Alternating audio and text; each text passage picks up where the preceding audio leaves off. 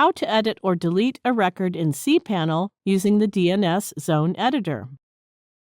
Log into your cPanel account and you will be on this page. Go to the Domains section and click the Zone Editor. Load the DNS records of that particular domain you wish to alter. Suppose we want to alter the DNS records of the domain example.com, then click this Manage button. DNS records of the selected domain are loaded on the page. Now locate the record you wish to edit and click the Edit button provided in the row of the record. Now make the required changes and click the Save Record button.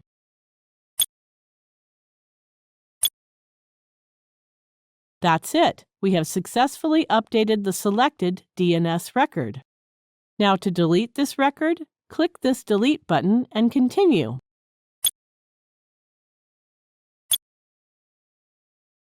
That's it. We have successfully deleted the A record. Now you know how to edit or delete a record. Thank you for watching.